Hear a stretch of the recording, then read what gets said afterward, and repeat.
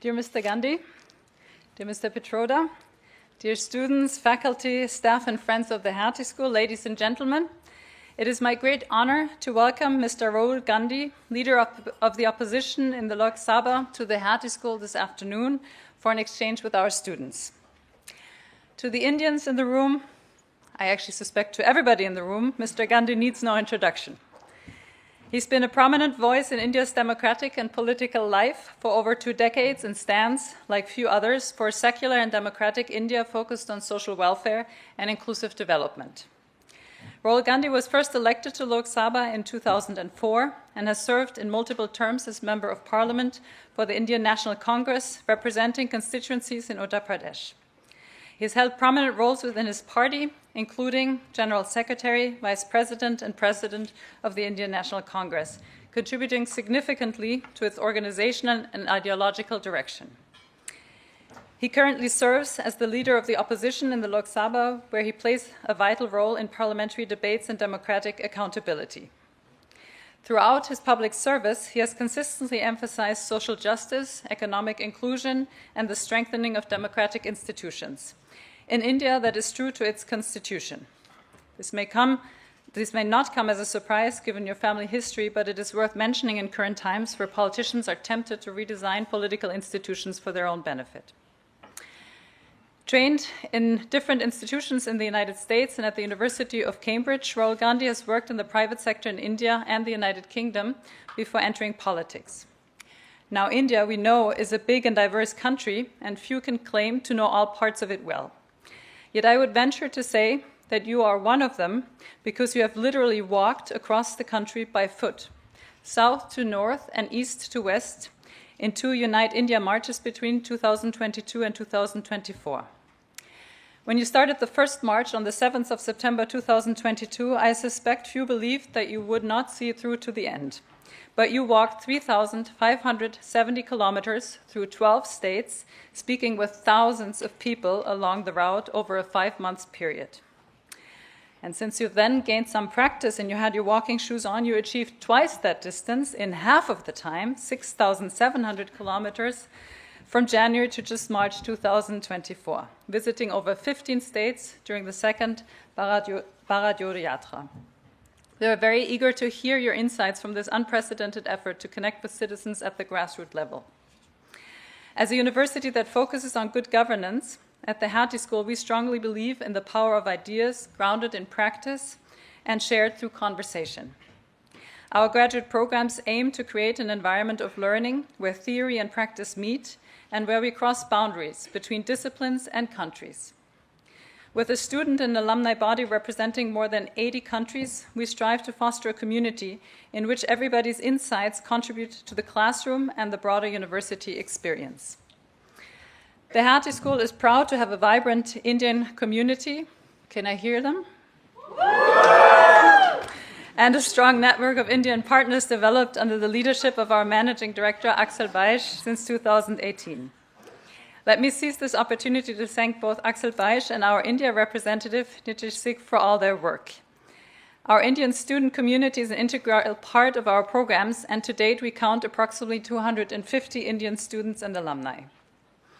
One of these alumni, Achyut Shankar, of our Executive Master of Public Affairs 2022 cohort, deserves a special thank you. Together with his classmates, Diogo C. Lima and Mikhail Jurka, he founded the startup Cities Together and was instrumental in making the connection with Rahul Gandhi and his team that allowed us to program today's event. Let me also thank Michelle Patrick, who I've just seen, for all her support for the day. In the spirit of connecting and learning and of recognizing that listening is a form of leadership in a political world where the greatest threats are growing divisions, please join me in giving a warm round of applause to our distinguished guest speaker, Mr. Rahul Gandhi.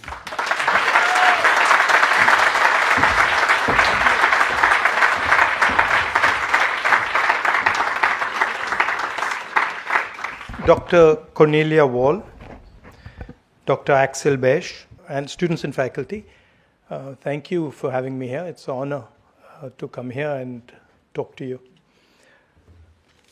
I'm going to speak for about 5-7 minutes just to lay the foundations, and then we'll carry on with question and answers.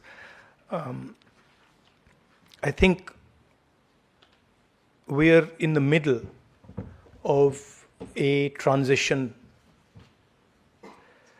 a social, economic, political transition that is taking place. At least in India, we benefited greatly from the hegemony of the United States. From the 1990s till about 2010, 2014, we had tremendous advantages because America was the lone superpower. We built a relationship with them, we built a partnership with them. And whether it's Europe or it was us, we lived in a unipolar world where, sure, America had its shortcomings, America made its mistakes, but America defined the rules, America defined the structure. And for the first time, that hegemony is being challenged. And it's being challenged effectively. So what we are seeing is a dramatic reduction in American power. And the challenge that is coming to American power is coming across the spectrum. It is coming militarily. You can see it in Ukraine. You can see it in the Middle East. It's coming economically, financially. There is a challenge being posed on the US dollar, the financial system. And it's pretty clear that the challenges are not to be wished away. At the same time, the United States is struggling internally and almost walking away from its earlier position. And that is really where we're sitting right now. Superpowers are built on energy transitions. Okay, so when you change the way you move, when you change the energy system that you use, that's when superpowers arise. So if you look at the British, they were essentially a coal and a steam engine superpower. There was a transition to petrol and the internal combustion engine. The Americans dominated that. And now we are transitioning to the electric motor, to the battery, and the Chinese are trying to dominate that. In fact, they are dominating that. And it was very interesting for me to see. I went to the BMW factory yesterday, and I could see that. I could see that BMW as a company was being torn by these two different types of mobility. The past of BMW is in the internal combustion engine. Their entire plant is designed for the internal combustion engine, and then they are now trying to reshape themselves to build electric cars, build electric motors, etc. And you can see that that is just literally tearing the factory apart. And that is happening in a lot of industries. So really, that's the first question. Who is going to succeed in this transition? How are we going to succeed in this transition? The second big question, which is hurting our politics, is that the West, and to an extent India, have handed over production to the Chinese. So if you looked at the world in the 40s, 50s, 60s, you found that America dominated production. And then later, Germany, Italy, Japan, Korea dominated production. Today, China dominates production. And what that means is that it is very difficult to give large numbers of people employment. You cannot, country like India, country the scale of India, even country like the United States, even a country like Germany cannot give its people employment based on services. You have to have a production economy, you have to have manufacturing, and we have handed all that to the Chinese. So the next big question is, in this transition, how do democracies produce. China has shown the world that you can produce in a non-democratic environment. We have to prove to the world that actually you can produce in a democratic environment. So what are the models that are required? How do you think about production in a democratic environment? And what are the type of partnerships that India, the United States, and Europe can create to produce in a democratic environment? My view is that it will become very difficult for democracy to sustain itself if we are not able to produce. Because you will simply not be able to give the requisite amount of jobs that you need to create a balanced system. So I think huge part of the turbulence that we are seeing in Europe, in India, and in the United States, the polarization of the politics is because we're not able to give our people jobs. And that's happening because we have basically said, China, you produce for the world. You know, look around you, you'll see that pretty much everything that you're using is made in China. And that, at least for a country like India, is a problem. We have the capability to produce, we have the population to produce, we have the cost structure to produce, but we've just not done it. And so that's really for us the challenge. And for me, any partnership that we build with the United States or we build with Europe has to include the idea of production in a democratic environment. So I'll stop there. I look forward to hearing your questions. Thank you.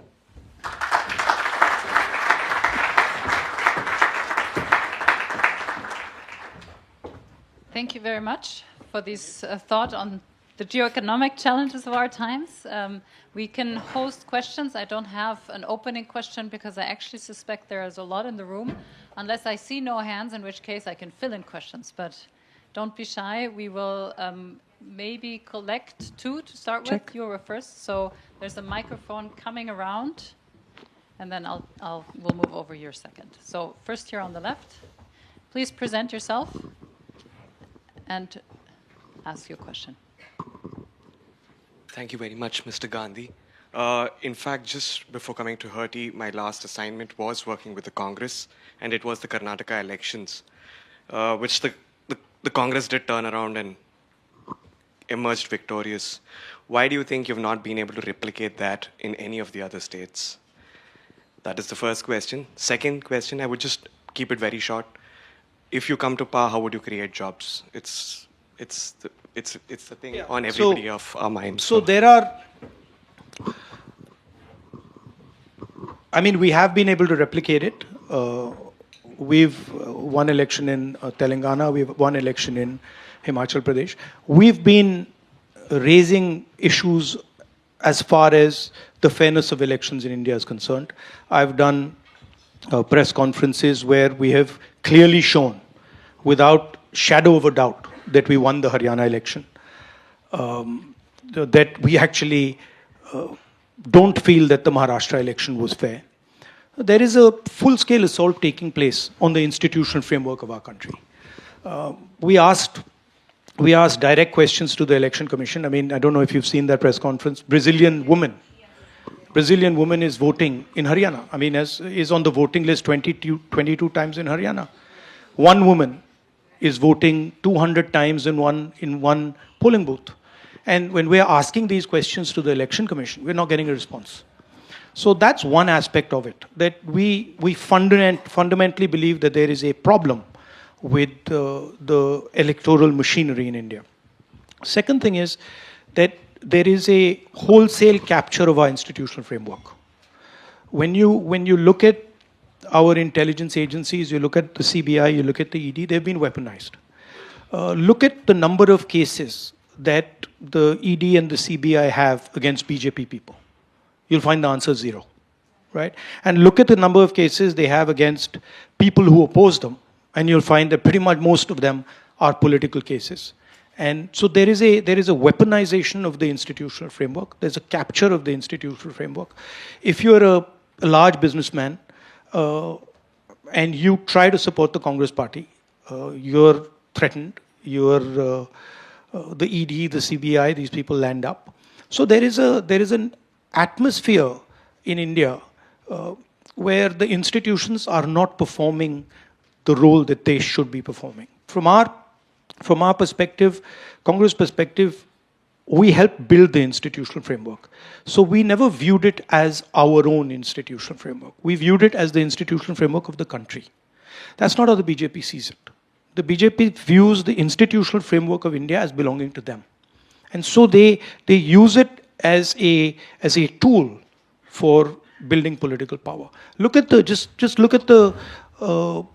difference between how much money the BJP has and how much the opposition has. You'll see a ratio, 1:30. How does that happen?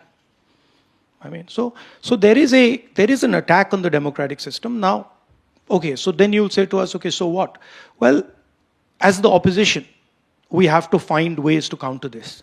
It's not good enough for us to say, there's a problem in the elections. We will deal with it. And we will create a method, a system of opposition resistance that will succeed, right?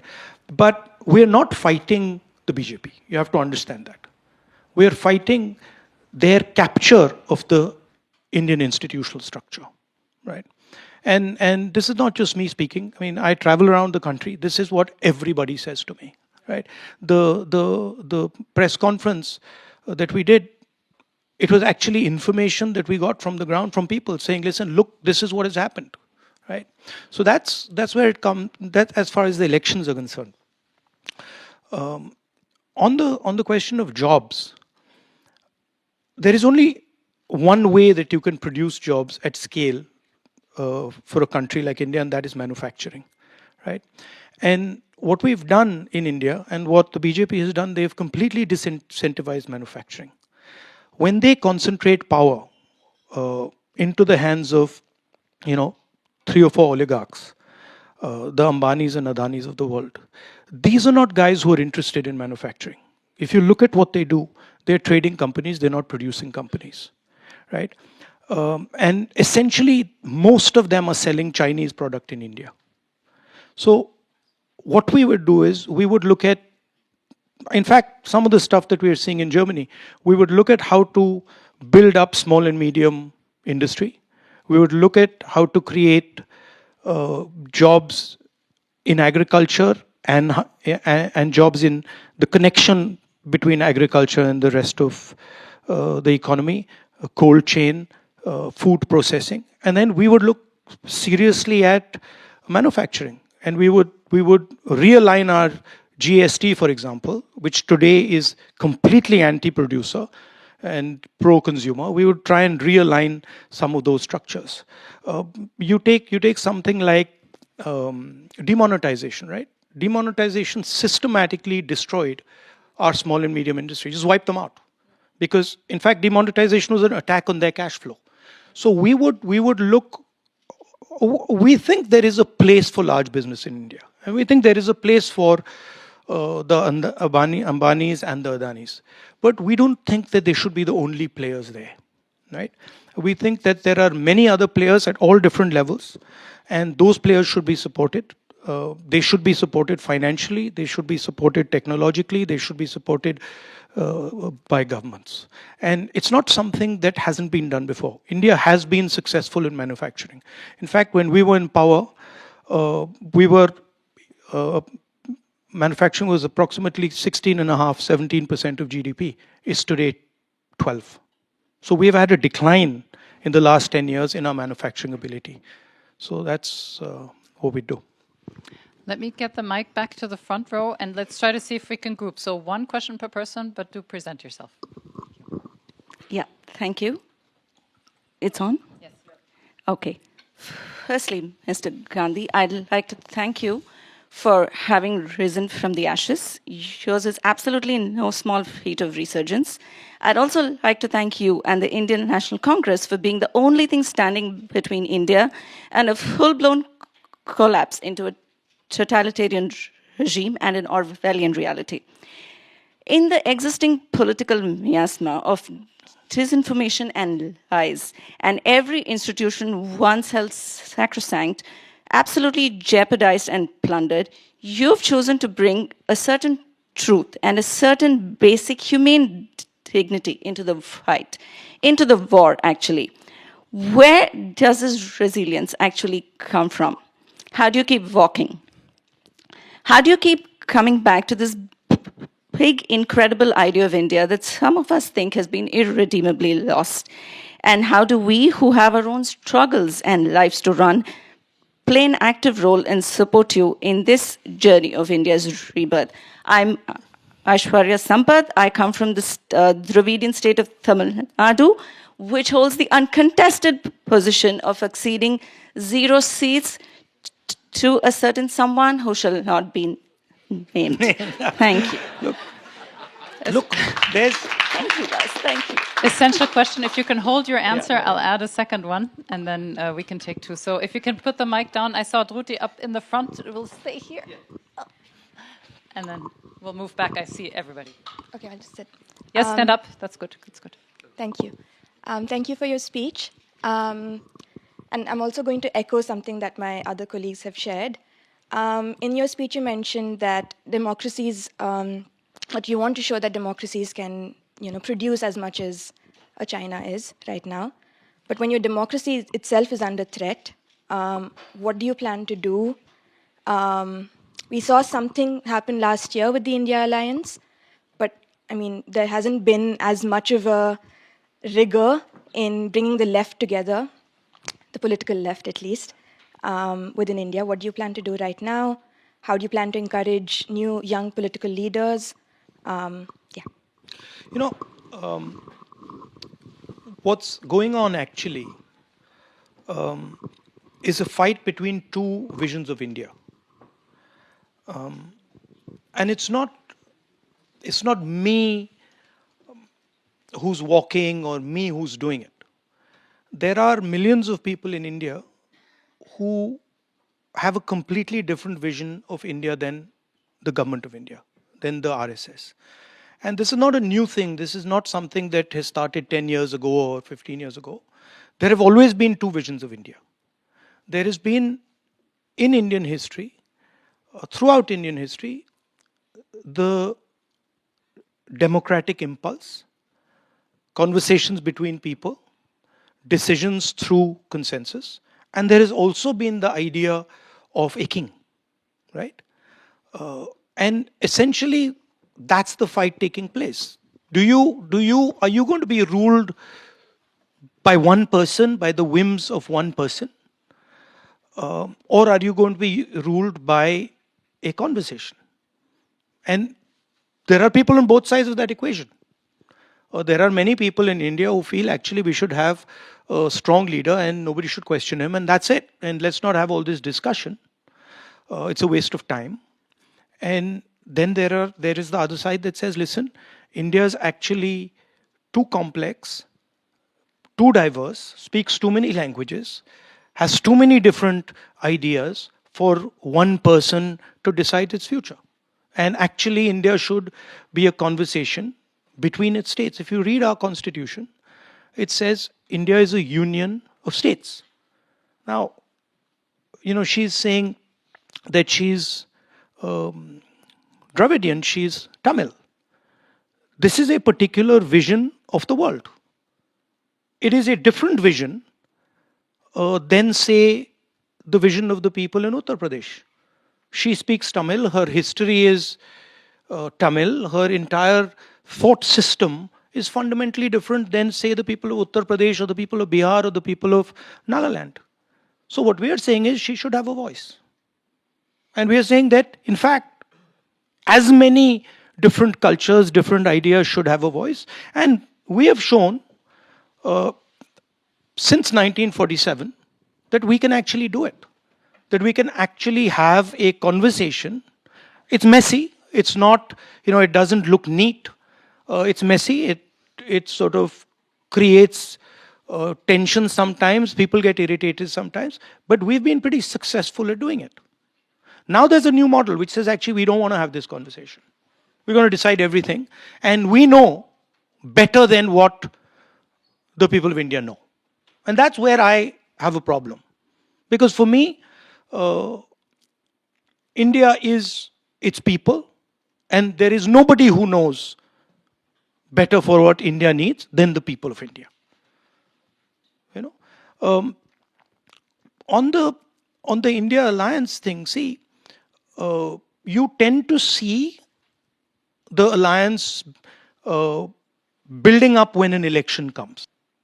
Look at it slightly differently. All the parties of the India alliance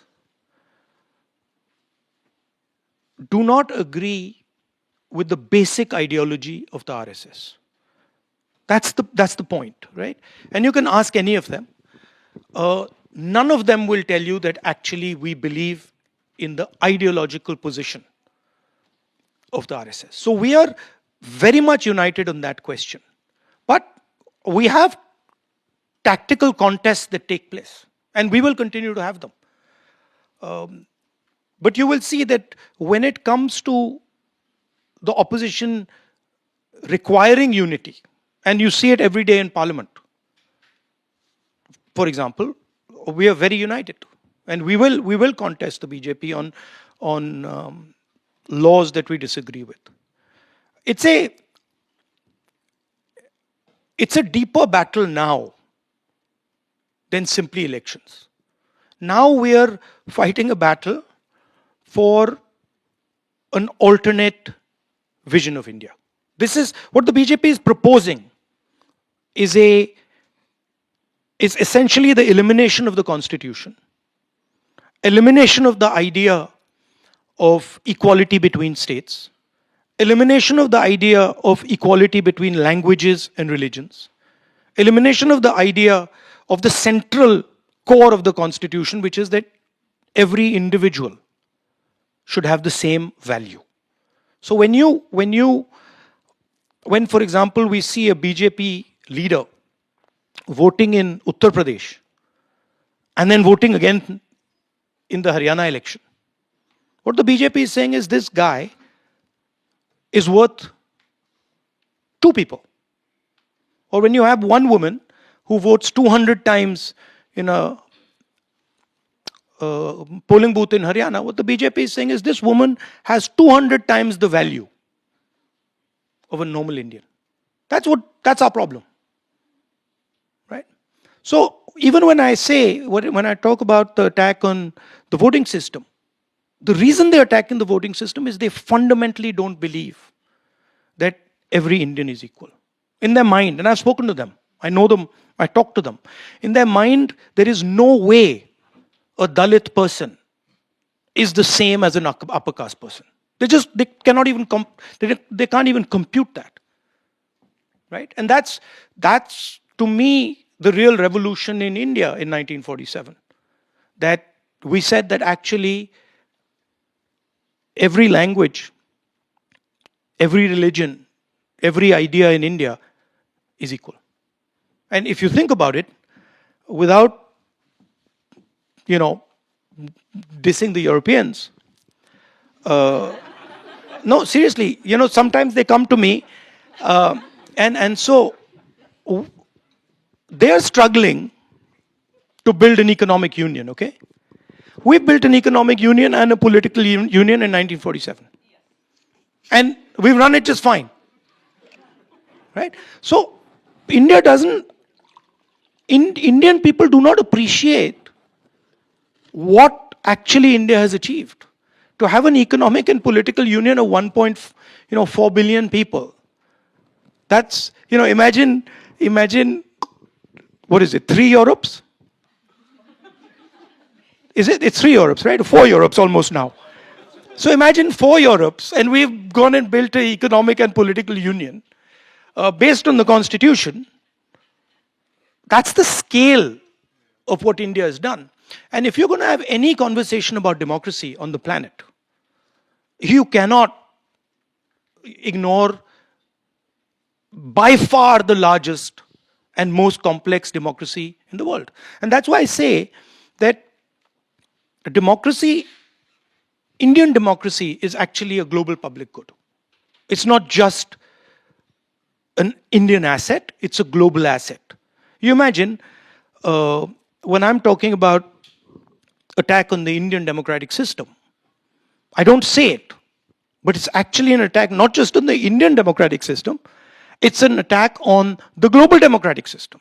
Because if you were to remove India as a democracy, if you were to remove 1.5 billion people from the democratic side, that's a huge dent on global democracy. So that's why I say that it's very important for Indian people, especially, to ensure that they protect this really valuable resource. Thank you. And I hear there's hope for the European Union. So the mic is in the front, but we will move all the way to the back afterwards. So 2 questions in a row, maybe 3 actually, because I see that the room is full. Please present yourself and ask your question. Hello, Rahul. I'm Sucharita. And what you are saying is very correct. My question to you is that your family has been, we really owe a lot as Indians to your family. From Nehru Ji till your father, Mr. Rajiv Gandhi. And I don't say them late because I believe these people, they never go. They still stay till the human being are there. So my question to you is, so right now we face a problem of EVM.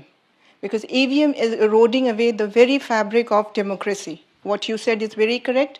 People are scared to vote because they know that they will not be getting what they are voting. So as a leader and a very good human being, will you be able to completely scrap this EVM and we go back to paper wallets? Well, I've been saying it. I think most opposition people would agree with you. You know, on the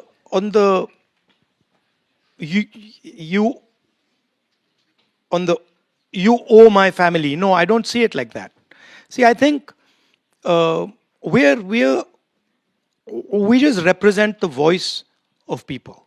You know, whether it's my great grandfather or my grandmother,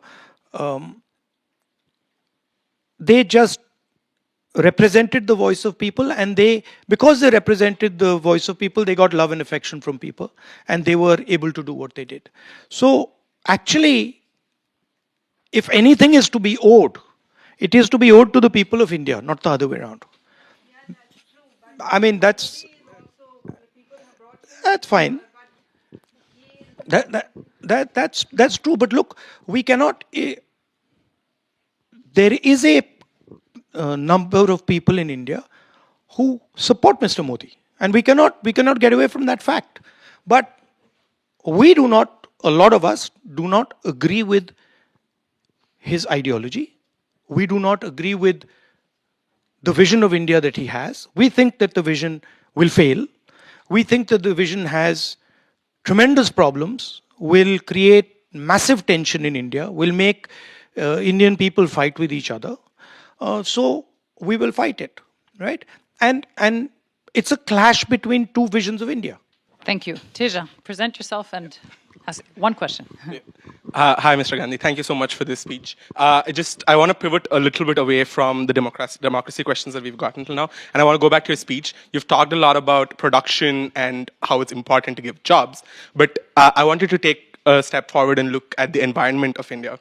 And the complex of environmental governance we've seen from the Modi government, from the Nicobar to the Aravallis recently, and with the intense amounts of air quality pollution in New Delhi, what you're saying adds a humongous amount to the air pollution and to the pollution, to the environmental production of India. And it's going to only make it worse. So I wanted to place your plans within the environmental capacities of India and what we can do. And also, I want you to contextualize your plans within Congress's current governance structure and what your plans are given India's environmental output.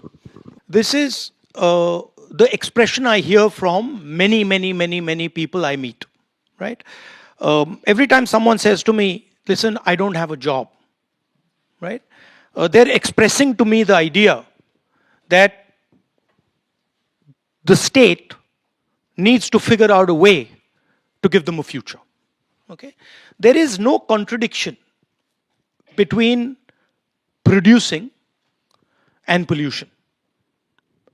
Fundamentally depends on the type of fuel you use, on the type of energy you use, and your strategy on how you are going to fuel that production, right? Also, there are all different types of production. There is agricultural production, there is handicrafts. There's a huge set of different types of activities that you can do and you can choose to do. You can choose to do those which are very, very polluting. You can choose to do those which are not that polluting. If you look at our pollution problem in our cities, right? A lot of these problems can actually be solved with correct government intervention. There's essentially Delhi is being polluted because of industry that is sitting right outside Delhi. You start to regulate that industry, you start to transform the way they work, you'll start improving the pollution in Delhi. Thank you. Let's move to the left side of the room and stay somewhere in the back and then maybe move back to the front. By the way, Actually, just as an aside, Germany produces, right? There's a lot of production taking place in Germany, but the air looks pretty clean to me. So, right? So this is the idea that if you produce, you have to, have pollution there. Yes, to an extent it's true, but there are many things that you can do to ensure that you're producing and damaging the environment less. I'm not very good at grouping questions, but let's try again. One short question, present yourself, and then we'll take one from the very left end of my side. Thank you for being here. I'm David. I come from a region that had a painful coal exit in Germany in the 70s. And you talk a lot about energy transition. So my question is, how do you navigate the dialogue around climate change? We have the historical responsibility that lies with Europe and the US, but that moral superiority stands vis-a-vis very practical considerations of we need to get places in terms of climate mitigation, right? So how do you navigate that conversation in a place where people have really different things at the top of their mind in terms of their income that's more important, and then you have all of these coal regions where those are the bedrocks of the income. So how do you navigate that conversation in your country? Yes. For a country like India, it's not an easy conversation, but the difference between a country like Germany and India is that there's a huge amount of infrastructure that we are going to be building in the future. And you have already built most of your infrastructure, right? So we can view green energy as a strategic advantage. We can think about green energy as building a strategic advantage for us. And we can think about using green energy for all the infrastructure that we are going to build in the future, right? And we have scale. So a lot of, if we use green energy to build our infrastructure, we build other capabilities that we can give to other people, right? So I don't view the idea of energy transition as a non-strategic thing. You can actually gain a huge strategic advantage by making this transition fast, right? Look at what China has done in electric vehicles, okay? They have, using a different form of mobility, they are now having a huge competitive advantage, right? I mean, you can see what the European and the auto industry is faced with, because they have decided to move, right? So for countries like ours, where we have a lot of infrastructure to build and we have large scale, we can actually do quite interesting things that transform the way energy is used. Thank you. Over on this side. Hello. Hi, I'm Nima. I'm a Hertie alumni, and I'm from your neighboring country, Nepal. So my question to you is how... You've got a new government, we see. Yeah. Interim government, and we are going into election soon. So my question... How's that going?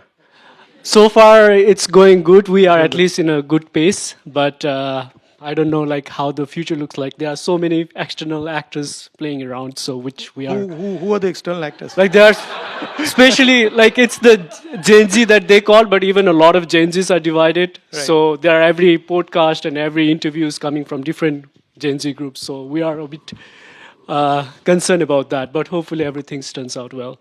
So my question is also kind of revolving around that area, like in this day and age of algorithmic divided world and driven world, what advice do you want to give to emerging leaders who are more tempted towards adopting more populist way of strategy to mobilize their support and like campaigns? How can leaders can adopt more radical listening and then be more like kind to and empathetic towards each other rather than being divided? So that's my question.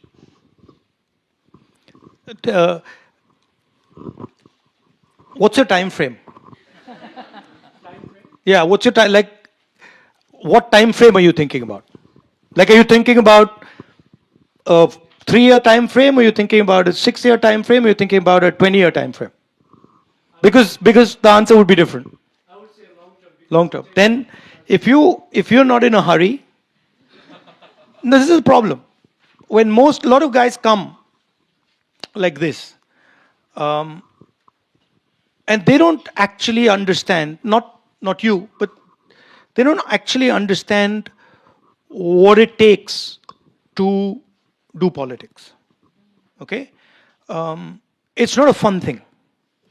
It really isn't a fun thing. Okay? So, the short-term guys will come in and say, I want to do this. They'll identify a problem. Maybe they'll say, I want to be a member of parliament. And then they will go in and they will work on becoming a member of parliament. Right? So that's what I mean when I say short term. Now, that's a totally different idea. And you can do that. And a lot of people do that. Right? That's somehow for me that wasn't interesting. So then there's another system. And the other system is you go into yourself and you say, okay, what is the thing that I will defend? No matter what happens. The one thing or the two things that I will defend.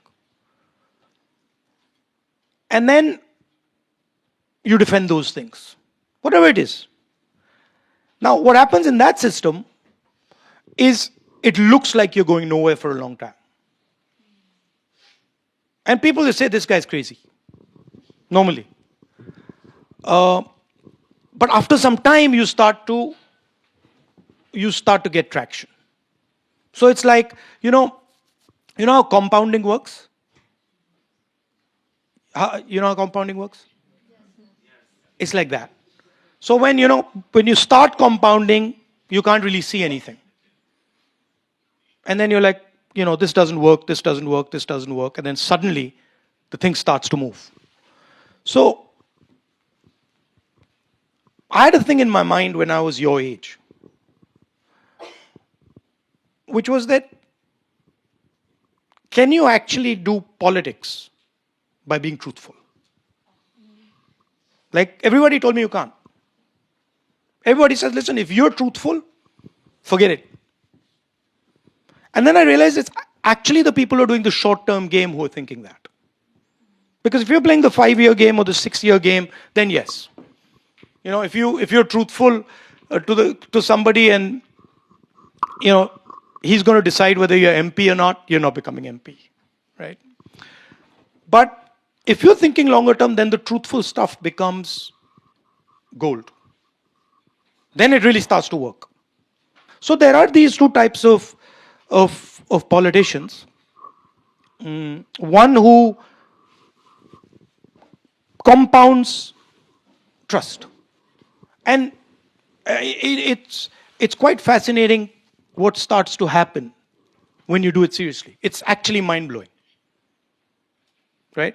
It takes a long time, And people think you're crazy. People really think this guy is nuts. But after some time, the thing starts to work. Like I'll go to restaurants and people I don't know will say to me, we love you. Just like that. Right? And I discovered this. I'm still answering your question, by the way.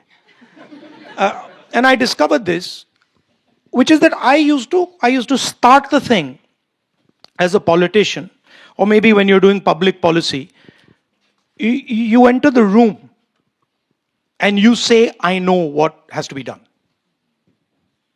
Right? And actually, that's completely the wrong thing. The best thing to do is when you enter a room with 5-7 other people, you say, I actually don't know what needs to be done, and I'm going to listen to what they think needs to be done.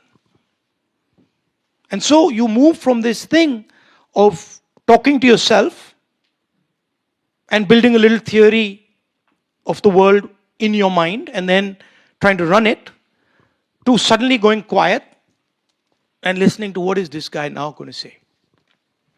And then suddenly you start to see that, wow, I had no idea the level of understanding this farmer has.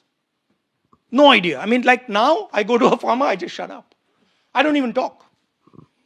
Because he's a master of his trade. And anything I tell him about what he does is actually meaningless. So to me, it becomes, once you say, okay, listen, I'm going to go down the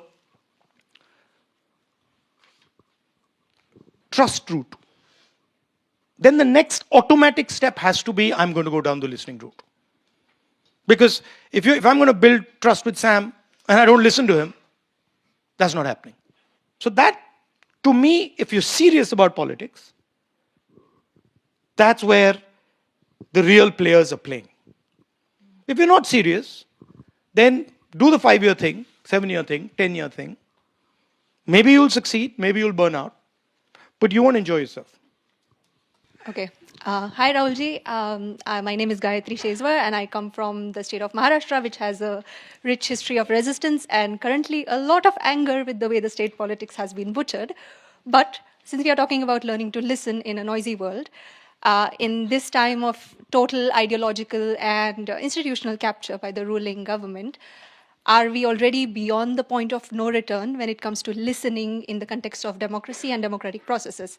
And as my friend Aishwarya put it very well, a lot of us who do not recognize the country that we grew up in anymore, we feel like you're kind of the only thing that's standing in between, like that democracy that we knew and this really dystopian reality. So, well, no pressure. But my point is, everything seems like noise. Where is the hope? No. See, in the beginning I said, look, we had a model that worked for us from 1990 to, I'd say, 2012, 13. What Prime Minister Modi and the BJP and the RSS have done is they've extended that model. So if you look at what they're doing, they have essentially taken the economic ideas of Manmohan Singh and taken them right to the extreme, right? Where we wouldn't take them and we wouldn't allow them to go. But what one has to realize is that the model has collapsed. And the entire conversation that is taking place now, including this conversation, is about what does the next model of Indian growth look like? What does that basic architecture look like? I can tell you already that what Mr. Modi is trying to do economically reached the end of its possibilities about 4 to 5 years ago. It's jammed. It cannot go further. He's got a problem because he's tied himself to 2 or 3 people who are not going to let it reverse. Right? So even if he decides now that he wants to build a different type of model, he can't do it. He's stuck. Because he's invested too much in the Adanis and the Ambanis of this world. They know,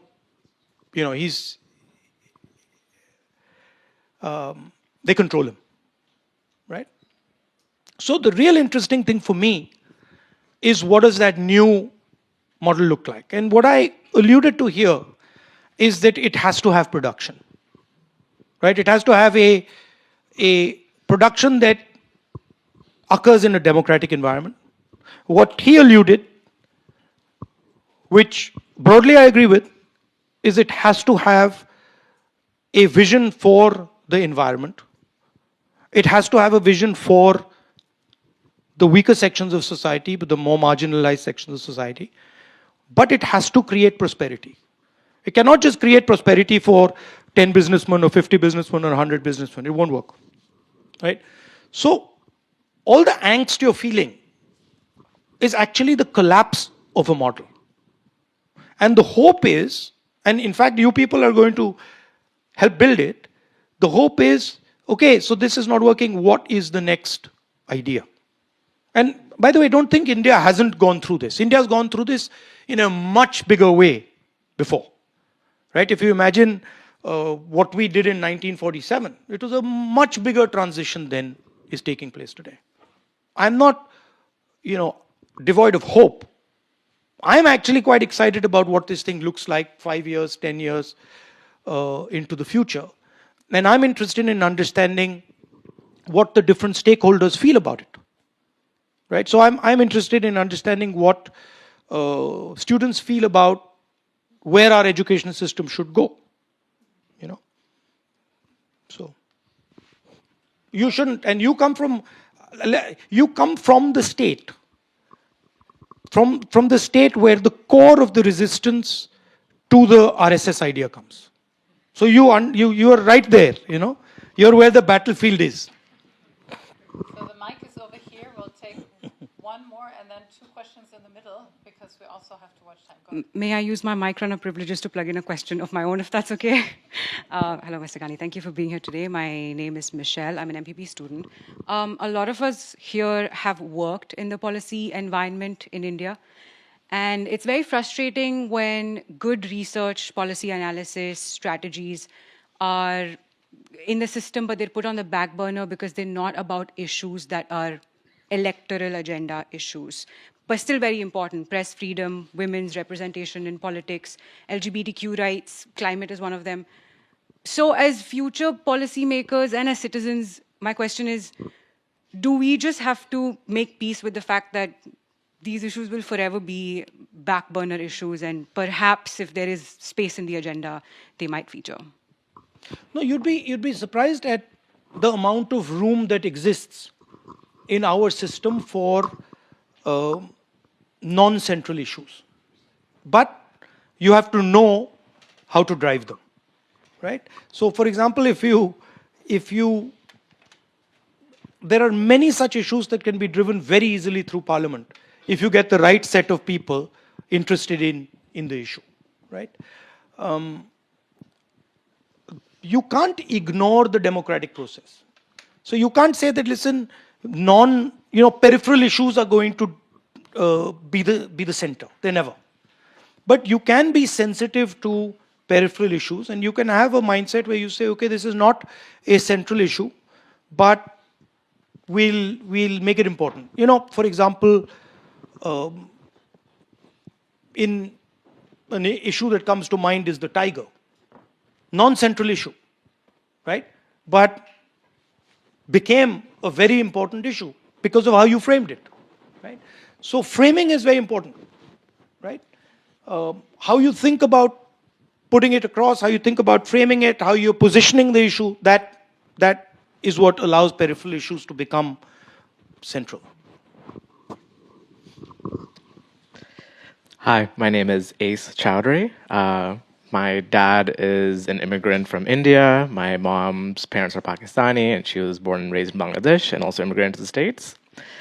My question for you is maybe changing the tone a little bit, but my question is, India has a growing defense dependence on Israel, as they are the largest importer of Israeli weapons. Nearly 40% of Israeli surveillance technologies and arms are bought by India. I know you're saying superpowers are dwindling militarily, societally, and economically.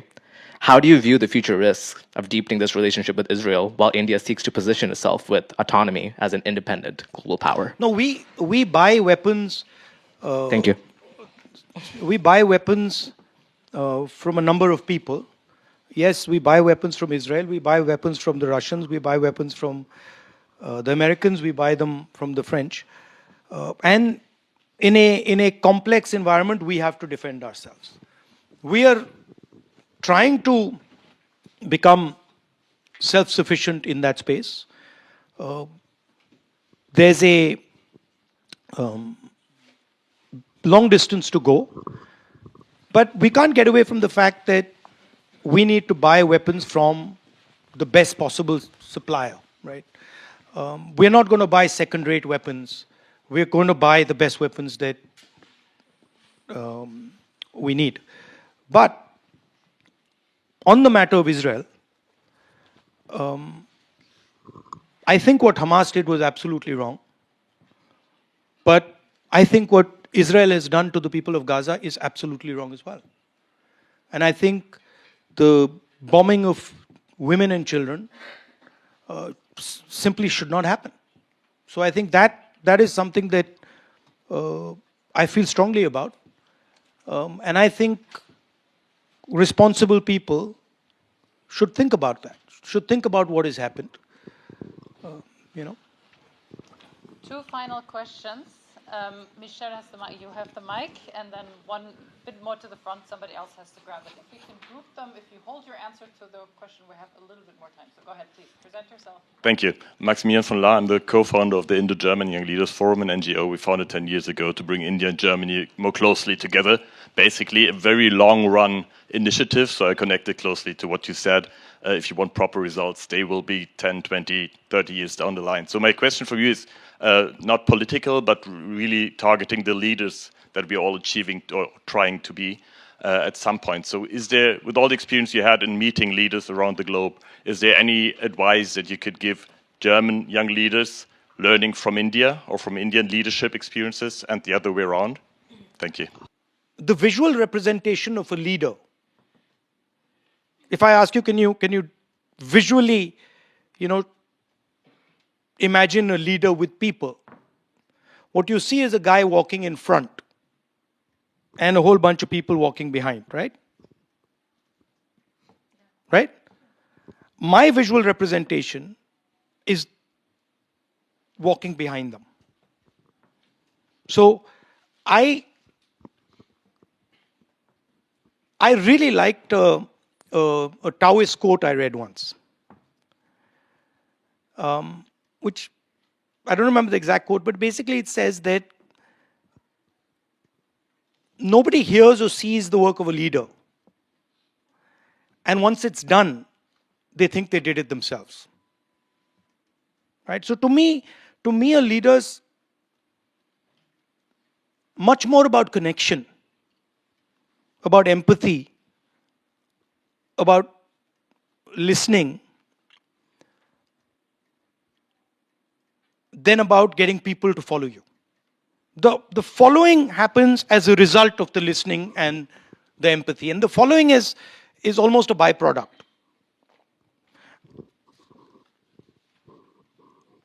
So now this sounds esoteric and sounds as if it doesn't work. But it does. I do it all the time. I'll tell you, before I went walking, and actually I didn't walk 8,000 kilometers, it's wrong. I walked 4,000 kilometers from north to south, but then the one that went from east to west was a little bit of walking, but a lot of car. So you're giving me credit for something I didn't do. So I walked 4,000 from the southernmost tip to the northernmost tip. And I realized two things in that walk. The first one was that as a politician, I didn't even know how to listen to people. Like I didn't even begin to understand what it means to listen to people. Because I was always ready to, you're a politician, you want to tell people what you think. You already assume that I know better and I'm going to tell you what to think. This is the model. It's a model of all modern politicians.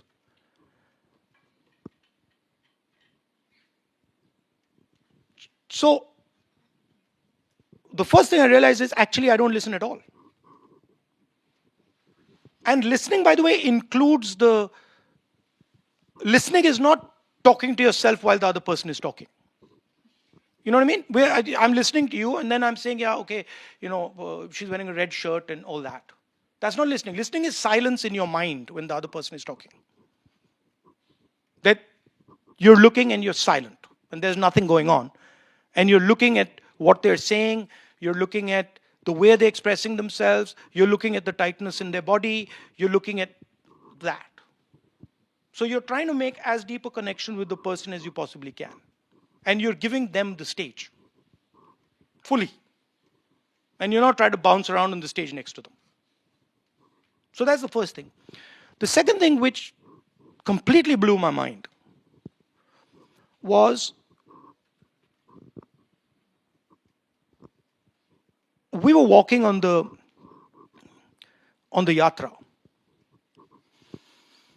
And I saw this guy trying to come in. There was a huge crowd there. We used to walk in the morning. And there was a huge crowd. And this guy was trying to come in. And the cops were stopping him. So they stopped him. First, he tried to come in. They stopped him. They hit him.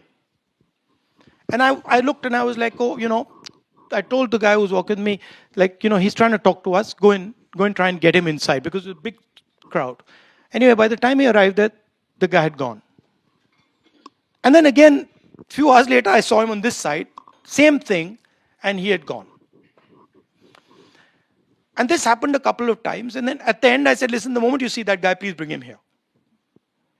I told my office guy. So the moment he saw him, he brought him. And when he brought him, that guy broke free of my office guy. And came running. And then he started going like this to me. So I said, what? So he said, I know what you're doing. So I said, what am I doing? He says, no, I know what you're doing. So I said, what am I doing? And then he said in Hindi, नफरत के बाजार में मोहब्बत की दुकान खोल रहे हो. Now, do you understand what I just said? No. What he said is that in a supermarket of hatred, you're opening a shop of love. And that thing, I went and gave a speech after that. And I said, I said that line. And that line went like a earthquake. It just literally went like an earthquake across the country. And then everybody asks me, how did you think that thing up? And I'm like, I didn't think that thing up. Right? That thing came to me from the crowd. So the other thing is that intelligence lies in the crowd. And you got to go listen for it. Intelligence is something that is innate, it's there. And it talks to you. And then I realized that whole yatra, it was talking to me. Not as an individual. It was talking as an individual. But it was talking as a group. That statement that guy made was not an individual statement. It was a statement that was in the mind of thousands of people. He just expressed it. So then I started to notice that this crowd is talking to me. Not as an individual person, but as an organism. So those were the two learnings that completely transformed the way I think about this. And I think those are central to leadership. I'm sitting with this group of people. There's an individual intelligence in you. there's also a connected intelligence in you that comes with your particular experience. I have to pay attention to both.